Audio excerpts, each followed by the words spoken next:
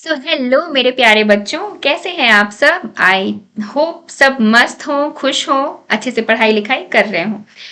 हम कंटिन्यू करने जा रहे हैं अपना chapter from class 10th biology, how do organisms reproduce. इसके फर्स्ट पार्ट में हमने एसेक्सुअल रिप्रोडक्शन के बारे में डिस्कस कर लिया है। Budding, fission, fragmentation, regeneration, vegetative propagation, ये सब चीज़ें हमने डिस्कस की हैं। और इस पार्ट में हम स्टार्ट करने जा रहे हैं सेक्सुअल रिप्रोडक्शन। अब हम देख लेते हैं इस चैप्टर में हमें सेक्सुअल रिप्रोडक्शन के बारे में क्या क्या चीज़ें पढ़नी है। बच्चों, let's start with the definition. Sexual reproduction involves male and female individuals. Sexual that means दोनों sexes इसमें involve होंगे, male and female individuals to produce new organism. New organism के production के लिए दोनों individuals involve होंगे. It involves the formation of fusion of male and female gametes. Obviously तभी तो fertilization होगा और gametes की formation होगी.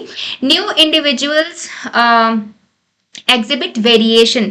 सेक्सुअल रिप्रोडक्शन में जो आपके इंडिविजुअल्स फॉर्म होते हैं, रिप्रोडक्शन के जो प्रोडक्ट होते हैं, जो ऑफ स्प्रिंग होते हैं, वो वेरिएशन शो करते हैं। ये मैंने आपको फर्स्ट पार्ट में भी बताया था। जो डीएनए है उसकी कॉपी होती है, डीएनए रेप्लिकेट होते हैं और उसी की वजह से वेरिएशंस जो है ये ऑफ स्प्रिंग में आते हैं। सेल डिवीजन इन्वॉल्व्स मियोसिस, और जो सेल डिवीजन है उसमें कौन सा प्रोसेस इन्वॉल्व होता है? मियोसिस की प्रोसेस जो है वो इन्वॉल्व होती है। यहाँ पे आप देख सकते हो ये ओवम और ये स्पर्म, ये फ्यूज होके क्या बना रहा है? जाइगोट बना रहा है। और ये जाइगोट आपका डेवलप होके एम्ब्रियो बनेगा, जो कि गेस्टेशन पीरियड जो 9 मंथ्स का होता है ह्यूमन बींग्स में, उसके बाद एक न्यू फुल ग्रोन बेबी जो है वो बन के डिलीवरी के बाद इस दुनिया में आ जाता है। ये प्रोसेस है। Importance of sexual reproduction. यहाँ पे भी देखो सेम है बच्चों, retaining of species, one generation से नेक्स्ट जनरेशन, मतलब स्पीशीज जो है इस धरती पे रिटेन करेंगे, मीन्स बचे रहेंगे। डीएनए जो है वो कॉपी होता है, दोनों इंडिविजुअल से आता है। दैट्स वाई वेरिएशंस होते हैं। डीएनए कॉपी हुआ इंडिविजुअल में, ऑफस्प्रिंग जो बच्चा है उसमें ट्रांसफर हुआ, but same as it is 100% copy, accurate copy नहीं होता, उसमें थोड़े बहुत चेंजेस होते हैं। दैट्स वाई जो बच्चा होता है वो भी वेरिएशन शो करता है। सेक्सुअल रिप्रोडक्शन में क्रॉसिंग ओवर होता है। दैट मीन्स क्रोमोसोम्स जो है वो मदर से भी आए, बच्चे में फादर से भी आए। क्रॉसिंग ओवर मीन्स कुछ कैरेक्टरिस्टिक्स उसने अपने पेरेंट्स का लिया और कुछ छोड़ दिया। क्रॉस किया मीन्स वहां से उसने वो उस कैरेक्टरिस्टिक्स को गेन किया। Sexual reproduction involves helps in crossing over and it is essential for variation. ठीक है, इस क्रॉसिंग ओवर्स की वजह से भी हमें वेरिएशन ही देखने को मिलता है। Variation allows organisms to live in diverse habitat. अब वेरिएशन की वजह से होता क्या है, हमारे अंदर और ज्यादा कैपेबिलिटी आ जाती है कि हम एडाप्टेशन शो कर पाए। डैट मीन्स हमारे जो पेरेंट्स थे 2, 3, 4, 5 जनरेशन पहले के जो लोग थे, सपोज अगर वो बहुत ज़्यादा गर्मी या बहुत ज़्यादा ठंडा नहीं बर्दाश्त कर सकते, लेकिन धीरे धीरे हमारे में वेरिएशंस आती हैं, तो हम क्या करते हैं कि हम उन चेंजेस को सह लेते हैं। टेम्परेचर अचानक से चेंज हुआ, ह्यूमिडिटी अचानक से चेंज हुई, या उसके अलावा भी कोई और चेंज अगर हमारे एनवायरमेंट में आया, तो हो सकता है कि हमारे जो पेरेंट्स थे, पेरेंट्स के पेरेंट्स थे, वो उतने आसानी से उसको नहीं सह पाते, लेकिन हमने अडाप्ट कर लिया। हमारी बॉडी क्या शो करती है? एडाप्टेशन शो करती है, जिसकी वजह से हम अच्छी तरह से फिट हो जाते हैं एनवायरनमेंट में। वेरिएशंस जो है वो क्या करता है? एडाप्टेशन को भी इनहैंस करता है। During this type of reproduction fusion of gametes take place. ये हमें पता है कि गैमेट्स का फ्यूजन होता है। This helps to maintain constant number of chromosomes. हाँ, ये यहाँ पे एक इंपॉर्टेंट पॉइंट है कि जो गैमेट्स फॉर्म होते हैं या फिर सेक्सुअल रिप्रोडक्शन में जो क्रोमोसोम्स का नंबर है वो मेंटेन रहता है। Constant number of chromosomes species में होते हैं। जैसे हमारे अंदर, ह्यूमंस के अंदर 23 पेयर्स, आपके टोटल 46 क्रोमोसोम्स होते हैं, तो वो मेंटेन रहते हैं हर स्पीशीज में, उसमें कोई चेंज हमें देखने को नहीं मिलता। अब सबसे पहले हम प्लांट्स के बारे में बात कर लेते हैं। Plants reproductive system. Flower is the reproductive part of the plant. Plants में क्या होता है? फ्लावर जो होता है वही रिप्रोडक्टिव पार्ट होता है। अब कुछ फ्लावर्स ऐसे होते हैं जिनमें मेल और फीमेल रिप्रोडक्टिव सिस्टम दोनों देखने को मिलता है। ऐसे फ्लावर्स को बोलते हैं हम बच्चों बाईसेक्सुअल।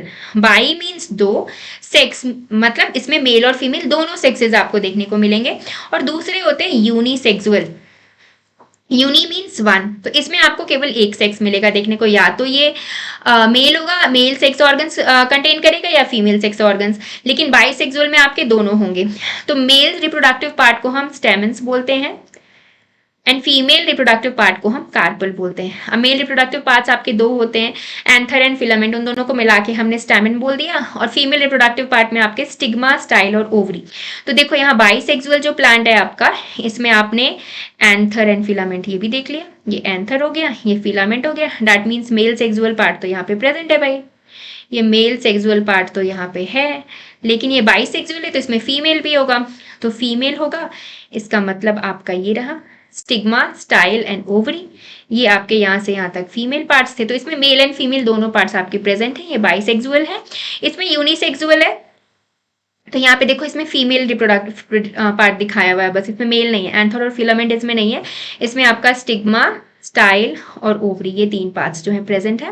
तो ये केवल फीमेल रिप्रोडक्टिव ऑर्गन्स को कंटेन किए हुए हैं। So this is plant reproductive system. अब इसके आगे हम देखते हैं male reproductive parts in plants. Male reproductive system के बारे में अगर हम बात करें तो ये क्या होता है, मेल रिप्रोडक्टिव पार्ट को हम स्टैमेन बोलते हैं। ये स्टैमेन आपके दो चीजों से मिलकर बना होता है बच्चों, एंथर एंड फिलामेंट, इन दोनों को मिला के कंबाइन हम स्टैमेन बोलते हैं। अब फिलामेंट जो है वो आपका स्टॉक लाइक स्ट्रक्चर होता है, ये स्टॉक सा ऐसे रॉड टाइप का स्ट्रक्चर होता है।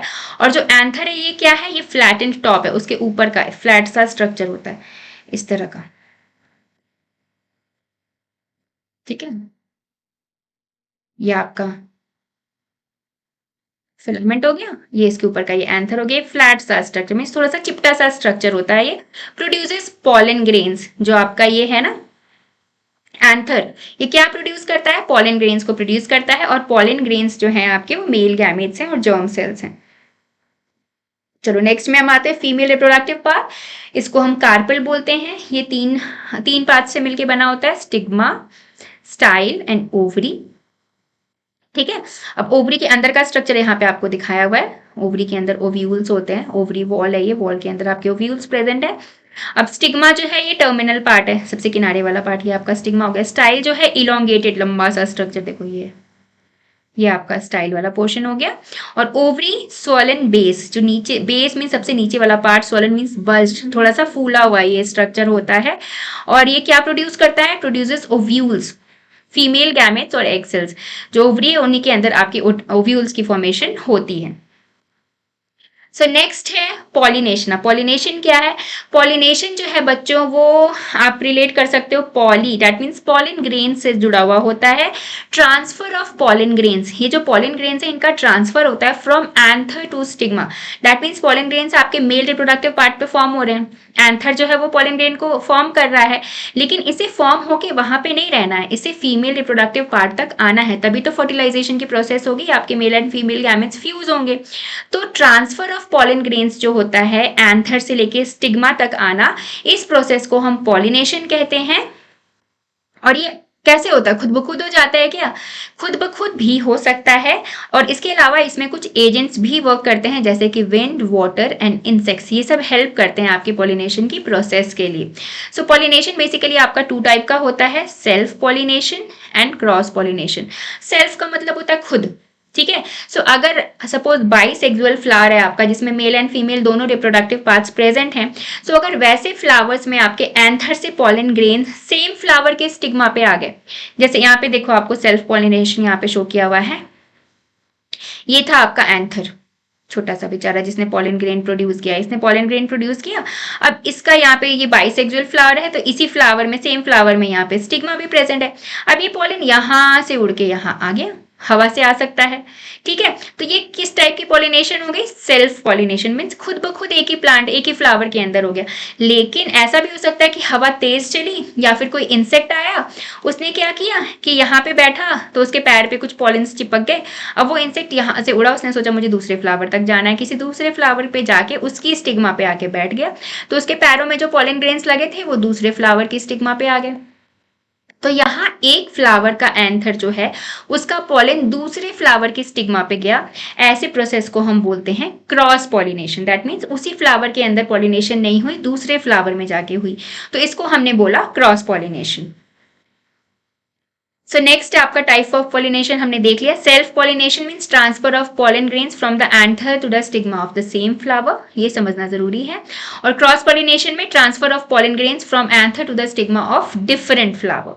ऑफ द सेम प्लांट और डिफरेंट प्लांट। जैसे देखो यहाँ एक प्लांट है आपका, इसमें 2 फ्लावर्स हैं ए एंड बी, तो ऐसा अगर ए का जो पॉलन है वो ए के ही स्टिग्मा पे गिर गया तब तो सेल्फ पॉलिनेशन हो गई। लेकिन अगर ए का जो पॉलन ग्रेन है वो बी के स्टिग्मा पे गिरा तो भी हम उसको क्रॉस पॉलिनेशन ही कहते हैं, क्योंकि सेम फ्लावर में तो नहीं हुई पॉलिनेशन, आपकी दूसरे फ्लावर में हुई।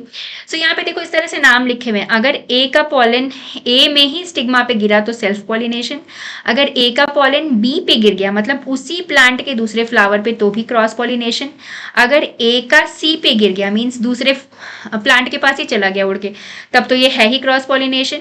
और उसके अलावा बी से भी तो सेम बात है, आपके इस वाले फ्लावर का भी, बी का भी अगर पॉलन यहाँ आपके सी पे आता है तो वो भी क्रॉस पॉलिनेशन ही होगा।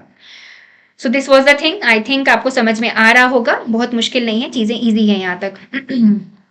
अब फर्टिलाइजेशन इन प्लांट्स, प्लांट्स में फर्टिलाइजेशन होता कैसे है? It is the process of fusion of male gametes and female gametes. Fertilisation जो है तो यहाँ तो फ्यूजन होगी ही मेल एंड फीमेल गैमेट्स की। तो पॉलिनेशन में हमने क्या देखा, जो आपका पॉलन ग्रेन है वो मेल गैमेट है, वो आपके स्टेमन पे आके लैंड कर गया। तो यहाँ पे अभी फर्टिलाइजेशन नहीं बच्चों, ये पॉलिनेशन की प्रोसेस कंप्लीट हुई है। अब यहाँ से आपका आप कह सकते हो फर्टिलाइजेशन का जो प्रोसेस है वो शुरू होने वाला है। अब यहाँ से उसका जो आपका कार्यक्रम है वो स्टार्ट हो गया पॉलिनेशन के बाद।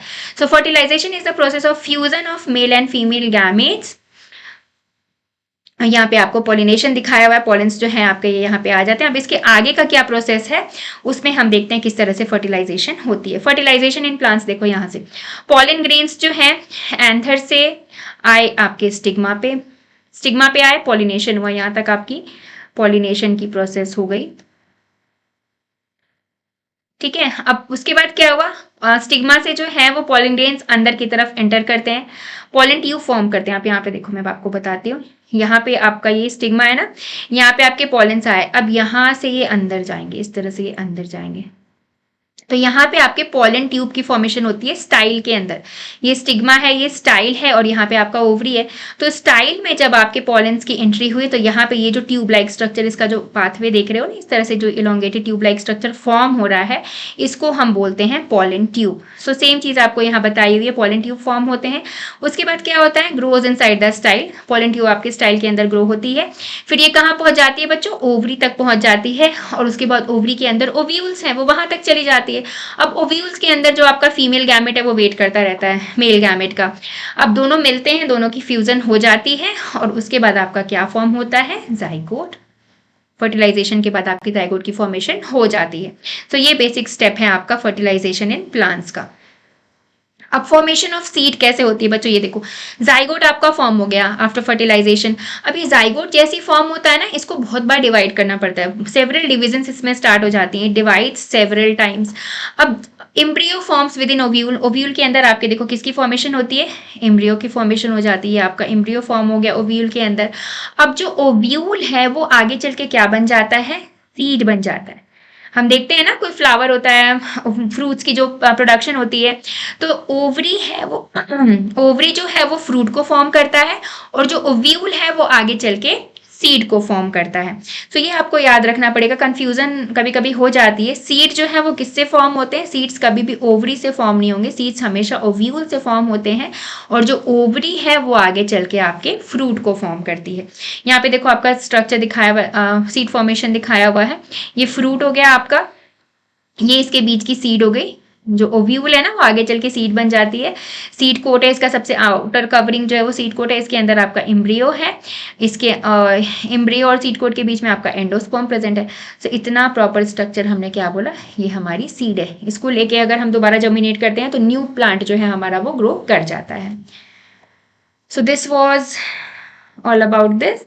अब हम आते हैं ह्यूमंस पे, थोड़ा बहुत ह्यूमंस के बारे में भी पढ़ना जरूरी है। चलो इसमें हम सबसे पहले देख लेते हैं प्यूबर्टी के बारे में। तो प्यूबर्टी क्या होती है बच्चों, ये ऐसी एज होती है हमारी बॉडी में, एक जैसे जैसे डेवलपमेंट होती है फिर एक एज आती है जब हमारी बॉडी में हमें काफ़ी सारे फिजिकल चेंजेस देखने को मिलते हैं। इस टाइम को हम प्यूबर्टी कहते हैं। मेल्स के अंदर भी फिजिकल चेंजेस आते हैं, फीमेल्स के अंदर भी आती हैं। So puberty, reproductive system of young organisms become functional at a definite age. उसमें क्या है, आपके यंग ऑर्गेनिजम्स के अंदर काफ़ी सारे जो सिस्टम्स हैं वो फंक्शनल हो जाते हैं। रिप्रोडक्टिव सिस्टम के बहुत सारे पार्ट्स ऐसे होते हैं जो फंक्शनल हो जाते हैं। सो यहाँ पे देखो आपका सबसे पहले मेल्स में दिखाया गया है एट प्यूबर्टी 13 to 14 ईयर्स के अराउंड देखने को मिलती है। स्टार्ट्स प्रोडक्शन ऑफ स्पर्म्स का प्रोडक्शन स्टार्ट हो जाता है और मेल हार्मोन आपका टेस्टोस्टेरॉन जो है वो प्रोड्यूस होने लगता है कहाँ से, टेस्टिस से। सो ये कुछ मेजर चेंजेस हैं जो मेल्स में देखने को मिलते हैं। और फीमेल्स में अगर हम बात करें तो 10 से 12 साल के दौरान ही हमें प्यूबर्टी की एज देखने को मिलती है, ओवम की प्रोडक्शन स्टार्ट हो जाती है और फीमेल हार्मोन जो आपका एस्ट्रोजन है वो प्रोड्यूस होने लगता है कहाँ से, ओवरी से। सो ये कुछ चेंजेस हमारी बॉडी में देखने को मिलती हैं। और हार्मोन्स के बारे में अगर हम बात करें, जो हार्मोन्स रिलीज हो रहे हैं उनका क्या इंपॉर्टेंस है। सो हार्मोन्स आपके गैमेटोजेनेसिस मींस गैमेट के फॉर्मेशन की प्रोसेस को रेगुलेट करते हैं। अगर हार्मोन्स आपके ढंग से प्रोड्यूस नहीं होंगे तो गैमेट्स भी प्रोड्यूस नहीं हो पाएंगे। Maintains structure and function of accessory sex organs. Accessory sex organs जो होते हैं उनके स्ट्रक्चर एंड फंक्शन को भी ये मेंटेन करता है। एसेसरी सेक्स ऑर्गन्स जैसे फीमेल्स में आपके मैमरी ग्लैंड्स धीरे धीरे डेवलप होने लगते हैं। बॉयज़ में अगर आप देखो तो ये जो गले वाला स्ट्रक्चर, आवाज़ उनकी थोड़ी हैवी होने लगती है। सो ये सब चीज़ें आपकी हार्मोन से ही रेगुलेट होती हैं।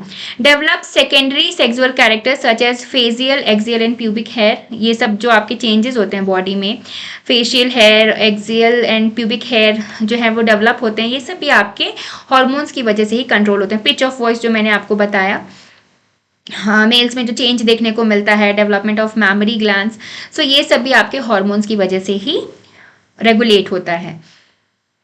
अब मेल रिप्रोडक्टिव सिस्टम के बारे में देख लेते हैं हम। मेल रिप्रोडक्टिव सिस्टम में क्या क्या मेन चीज़ें होती हैं। सो बच्चों यहाँ पे आप देख सकते हो पेयर ऑफ टेस्टिस प्रेजेंट होता है, ठीक है। ये टेस्टिस जो है वो स्क्रोटम में प्रेजेंट होता है, पाउच लाइक स्ट्रक्चर प्रेजेंट होता है जिसको हम स्क्रोटम बोलते हैं, उसी के अंदर टेस्टिस जो है वो प्रेजेंट होता है। टेस्टिस से लगी हुई एक आपकी ये पतली सी ट्यूब लाइक स्ट्रक्चर होती है जिसको वास डिफरेंस कहते हैं, ठीक है। सेमाइनल वेसिकल्स आपके प्रेजेंट होते हैं, ये यूरिनरी ब्लैडर है और कुछ ग्लैंड्स भी प्रेजेंट होते हैं जैसे आपके ये प्रोस्टेट ग्लैंड हो गए।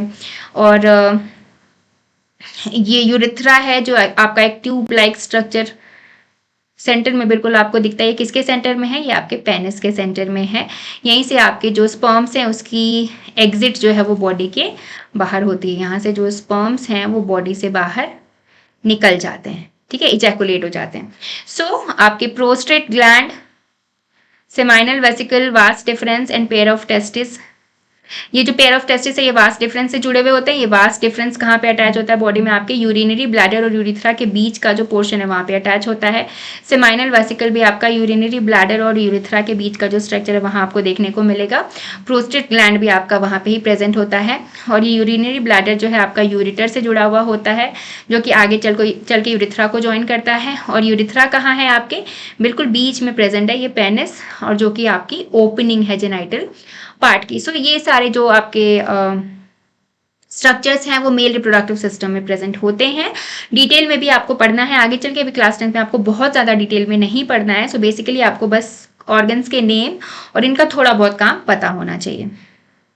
Functions of male reproductive system, अब हम ये देख लेते हैं। देखो क्या होता है function. Sperms are produced in the testis. Testis के अंदर क्या प्रोड्यूस होता है, आपके स्पर्म्स प्रोड्यूस होते हैं।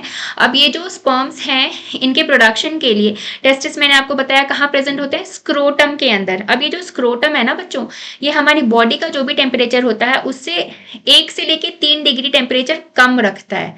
दैट मीन्स थोड़ा टेम्परेचर स्क्रोटम में कम होता है क्योंकि तभी टेस्टिस जो है वो स्पर्म्स को प्रोड्यूस कर पाते हैं, अदरवाइज ये नहीं कर पाएंगे। तो to maintain less temperature testis कहाँ प्रेजेंट होता है, स्क्रोटम में। सो उसी की वजह से स्पर्म्स की प्रोडक्शन होती है। अब उसके बाद स्पर्म जो है वो आपका एंटर करता है यूरिथ्रा में, क्योंकि प्रोडक्शन के बाद स्पर्म को बॉडी से बाहर निकलना है। तो ये वास डिफरेंस से होता हुआ आपकी यूरिथ्रा में एंटर करता है।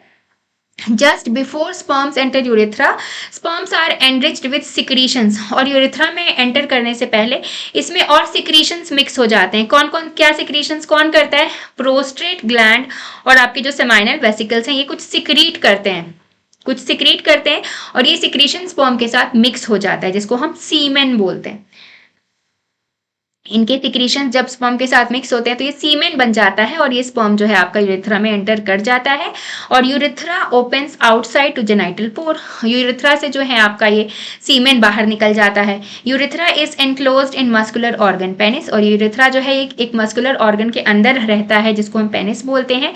Urethra and genital pore are common for both urine and sperms. That means urine का डिस्चार्ज जिस वे से, जिसका जो रास्ता यूरिन डिस्चार्ज का है, सेम रास्ते से आपके जो स्पर्म्स हैं वो भी इजैकुलेट होते हैं। सो ये चीज़ें थी आपके फंक्शंस की, मेल रिप्रोडक्टिव सिस्टम के फंक्शन के बारे में।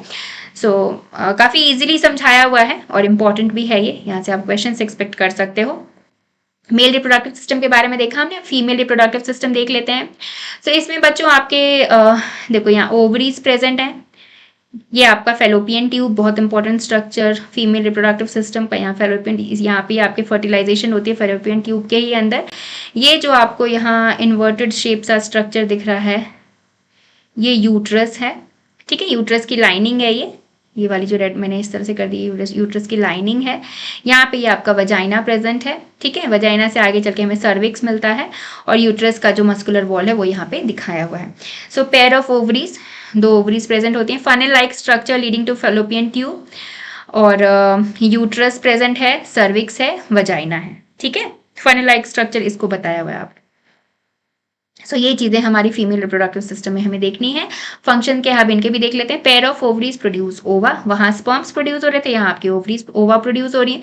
सिक्रीट्स 2 हार्मोन, और ये जो है ओवा आपके हार्मोन भी सिक्रीट करते हैं, एस्ट्रोजन एंड प्रोजेस्ट्रॉन। ये 2 हार्मोन सिक्रीट हो रहे हैं, number 1 and number 2, oestrogen and progesterone, composed of follicles that produce ova at puberty. और ये जो है वैसे फॉलिकल से मिलके बने होते हैं जो कि ओवरीज को प्रोड्यूस करते हैं, कैसे टाइम पे, at the time of puberty. Starts producing ओवा एट प्यूबर्टी, हॉर्मोन्स की वजह से ही जो है आपकी प्यूबर्टी आने पे ओवरीज की ओवम की एग की प्रोडक्शन स्टार्ट हो जाती है। अब यूट्रस में देखो क्या होता है, at the end of ovary funnel like structure leads to fallopian tube, और fallopian tubes from both the ends open into elastic bag called uterus. यहाँ पे आपका ये जो फेलोपियन ट्यूब है ना, दोनों साइड से यहाँ से आके किस में ओपन हो रहा है, देखो इस वाले स्ट्रक्चर में, जो ट्रायंगुलर स्ट्रक्चर है जो आपका यूट्रस है, यहाँ पे आपके फेलोपियन ट्यूब आके खुलते हैं। और ये cervix and vagina, uterus opens into the vagina through the cervix. अब ये जो है यूट्रस वजाइना तक जाता है सर्विक्स से होता हुआ। Vagina has a tubular structure, vagina की ट्यूबुलर स्ट्रक्चर होती है। Vagina is the birth canal through which the young ones are born. Delivery जो होती है तो उसमें वजाइना के थ्रू ही जो है यंग वन आपका बाहर आता है। Urethra and vaginal openings are separate, और फीमेल्स में आपकी यूरिथ्रा और वजाइनल की ओपनिंग अलग अलग होती है, जो कि मेल्स में एक थी। सो ये आपके फीमेल रिप्रोडक्टिव सिस्टम का फंक्शन है, ये भी इंपॉर्टेंट हम इसको कंसीडर करते हैं क्योंकि यहाँ से भी क्वेश्चंस अक्सर आपके बनते हैं। चलो अब sexual cycle in females, females के अंदर बच्चों एक सेक्सुअल साइकिल है जो मेंटेन होती है। अब इसमें हम देख लेते हैं क्या होता है। इफ फर्टिलाइजेशन डजंट अकर, अगर फर्टिलाइज प्यूबर्टी के बाद से आपकी एग की प्रोडक्शन स्टार्ट हो जाती है, लेकिन फर्टिलाइजेशन तो तुरंत नहीं होता, मैरिज की एक एज होती है, उसके बाद जाके फर्टिलाइजेशन के चांसेस बनते हैं। तो एग रिलीज हो गया लेकिन फर्टिलाइजेशन नहीं हुआ, ऐसे केसेस में क्या होता है बच्चों, ऐसे केसेस में जो यूट्रस की लाइन होती है ना, यूट्रस की जो लाइनिंग है, यहाँ पे मैंने आपको जो बताया था, ये जो इसकी लाइनिंग होती है इसमें थिकनिंग आ जाती है, ये मोटा हो जाता है। और अगर फर्टिलाइजेशन नहीं हुआ तो इसकी जो लाइनिंग है ये ब्रेक डाउन होती है, टूट जाती है। Broken down uterine lining moves out of the vagina, और उसमें क्या होता है, जो लाइनिंग टूटती है तो वजाइना से बाहर आती हैं ये linings in the form of bleeding. लड़कियों में ब्लीडिंग के फॉर्म में वजाइना से बाहर आती है ये यूट्राइन वॉल की जो लाइनिंग ब्रेक हुई है वो बाहर आती है, जिसको कि हम बोलते हैं मेंस्ट्रुएशन। सो मेंस्ट्रुएशन एक प्रोसेस है जो प्यूबर्टी के बाद विमेंस में, लड़कियों में स्टार्ट होता है। इसमें बेसिकली क्या होता है, अगर फर्टिलाइजेशन नहीं हुआ तो जो यूट्रस की लाइनिंग है जिसमें थोड़ी थिकनिंग आ गई थी ये टूट जाती है, ब्रेक डाउन हो जाता है इसका, और वजाइना से ये बाहर निकल जाता है ब्लीडिंग के फॉर्म में, जिसको कि हम मेंस्ट्रुएशन कहते हैं। और ये 5 से 7 दिनों तक चलता है, स्टार्ट होता है कुछ लोगों में 5 दिन, कुछ लोगों में 6, कुछ लोगों में 7 दिन, इस तरह से चलता है। और ये 28 या 29 डेज की एक साइकिल होती है। मेंस्ट्रुएशन की जो साइकिल होती है बच्चों, ये 28 से 29 डेज की साइकिल होती है, हर मंथ रिपीट होती है ये, ठीक है। अब मेंस्ट्रुएशन एक बार हो गया, अब उसके बाद इसके बाद 7 से 14वें दिन, मतलब 7 से 14 डेज के बीच में ओव्यूलेशन होता है। दैट मीन्स फिर से एग्स आपके रिलीज होते हैं और यूट्रस जो है वो फिर से प्रिपेयर हो जाता है कि इन केस अगर फर्टिलाइजेशन होगा, इसमें फिर से थिकनिंग स्टार्ट होती है कि अगर फर्टिलाइजेशन होगा इसके लिए मैं थिक हो जाता हूँ, लेकिन अगर फर्टिलाइजेशन नहीं हुआ तो फिर से ये थिकनिंग जो है इसका ब्रेक डाउन होगा और फिर से मेंस्ट्रुएशन स्टार्ट हो जाएगी। ये मेन प्रोसेस होता है। Ovum waits for fertilisation to occur. जब ओव्यूलेशन होता है ना, तो जो एग है वो वेट करता है कि फर्टिलाइजेशन हो, लेकिन अगर नहीं हुआ तो जो थिकनिंग होती है आपके वॉल की, यूट्रस के वॉल की, वो थिकनिंग अगेन ब्रेक डाउन होती है। Ovarian follicles mature into egg और ओवम। सबसे पहले फॉलिकल्स बनते हैं और वो आगे चल के ओव्यूलेशन के टाइम ओवम में मैच्योर हो जाते हैं। रिलीज्ड फ्रॉम रिस्पेक्टिव ओवरी, और ओवरी से आपके ये रिलीज होते हैं। Uterine wall starts to thicken. हर मंथ, हर महीने जो यूट्राइन वॉल है ये अपने आप को तैयार करता है फर्टिलाइजेशन के प्रोसेस के लिए। अगर फर्टिलाइजेशन हुई तो मेंस्ट्रुएशन आपका रुक जाता है, क्योंकि जो यूट्राइन की वॉल है वो नहीं ब्रेक डाउन होगी। लेकिन अगर फर्टिलाइजेशन नहीं हुआ तो ये यूट्राइन की वॉल ब्रेक डाउन होती है और आपका अगेन मेंसेस जो है वो आ जाते हैं। So this was sexual cycle in females. अब देख लेते हैं फर्टिलाइजेशन में क्या होता है बच्चों। Movement of sperms. Sperms are active and motile during copulation. Sperm reach female genital tract. Copulation होता है, जो स्पर्म्स होते हैं वो फीमेल के वजाइना में एंटर कर जाते हैं। मिलियन ऑफ स्पर्म्स होते हैं, बहुत ही ज्यादा होते हैं, वो वजाइना में एंटर करते हैं, यूट्रस तक पहुंचते हैं सर्विक्स से होते हुए। लेकिन केवल एक स्पर्म ही ऐसा होता है जो ओवम के साथ फर्टिलाइज करता है। Once fertilisation occurs menstrual cycle stops. और उसके बाद क्या होता है, इम्प्लांटेशन होता है। दैट मीन्स प्रेगनेंसी हो जाती है। फर्टिलाइज्ड ओवम जो है वो जाइगोट बन जाता है, जाइगोट जो है आपका एम्ब्रियो बन जाता है। दैट मीन्स बेबी की डेवलपमेंट स्टार्ट हो जाती है। Embryo attaches to the uterine wall, और एम्ब्रियो जो है वो यूट्रस की वॉल से अटैच हो जाता है, जिसको कि हम इम्प्लांटेशन कहते हैं, या फिर हम ये कहते हैं कि प्रेगनेंसी जो है आपकी वो स्टार्ट हो चुकी है। ये था फर्टिलाइजेशन में। अब देखो एक और हमें देखना है प्लेसेंटा क्या होता है। Special tissues called placenta forms between uterine wall and foetus. Uterus की वॉल में आपका फीटस आके इन्वॉल्व हो जाता है, लेकिन वो मदर की बॉडी से इन्वॉल्व हुआ है, उसको हर चीज मदर से चाहिए, न्यूट्रिशन चाहिए, और जो कुछ उसका एक्सक्रीटरी मटेरियल है उसको बाहर निकालना है, टाइम टू टाइम जिस भी चीज की जरूरत है, तो मदर से उसको एक कनेक्शन चाहिए। मदर उसको कोई भी चीज कैसे प्रोवाइड कराएगी, तो ये कनेक्शन कौन बनाता है, ये कनेक्शन बनाता है placenta. Special tissues called placenta forms between uterine wall and fetus. Placenta provides nutrition. Placenta से ही न्यूट्रिशन जो है वो डेवलपिंग एम्ब्रियो में जाता है। एक्सचेंज ऑफ गैसेस भी होते हैं, जो फीटस डेवलप होता है ना, वो एक्सचेंज ऑफ गैसेस करता है, सांस लेता है धीरे धीरे, तो उसमें भी आपका प्लेसेंटा हेल्प करता है। Help in the removal of waste substances. Waste substances को बाहर निकालने में भी ये हेल्प करता है। Help in the attachment of fetus to the uterine wall. Attachment में भी हेल्प करता है। Development of fetus takes about 9 months. ये गेस्टेशन पीरियड होता है ह्यूमंस में 9 मंथ्स का।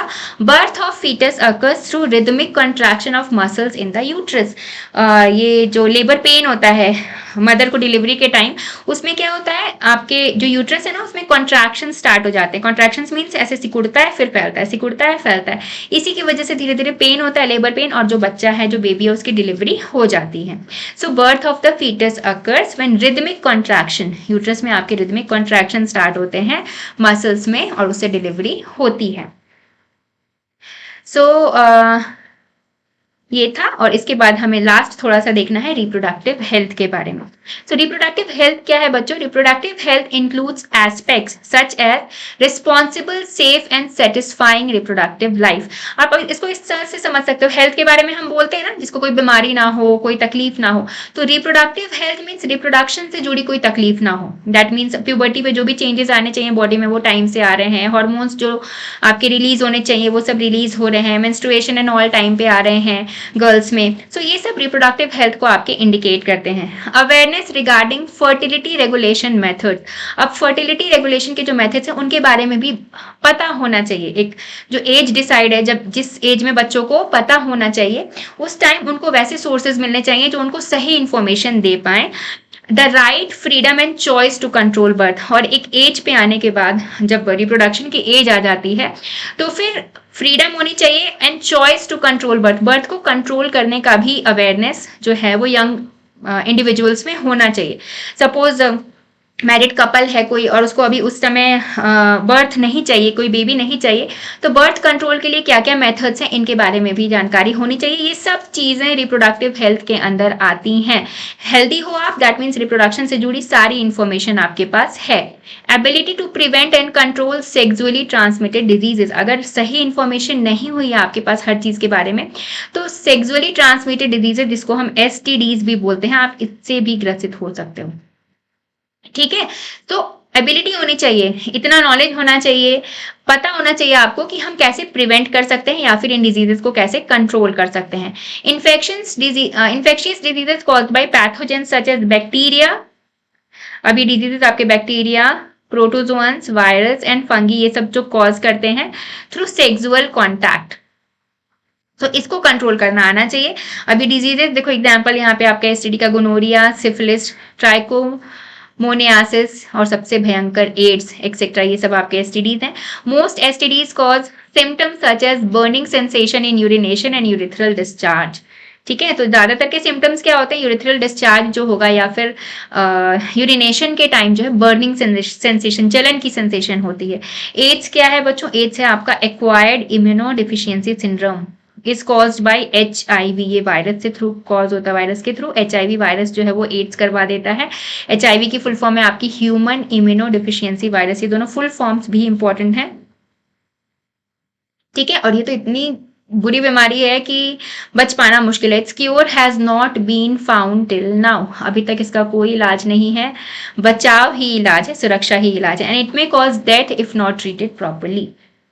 ठीक है, सो रिप्रोडक्टिव हेल्थ भी मेंटेन करके चलना है, रखना जरूरी है, साथ साथ करेक्ट इन्फॉर्मेशन भी, सेक्स एजुकेशन जो है वो भी बच्चों को टाइम पे मिलना जरूरी है। तो ये सब चीजें थी इस चैप्टर में, आई होप कंसेप्ट क्लियर हुए हो, ये वीडियो आपके लिए यूजफुल रहा हो। So stay tuned with the channel, see you in my next video, thanks for watching this one everyone.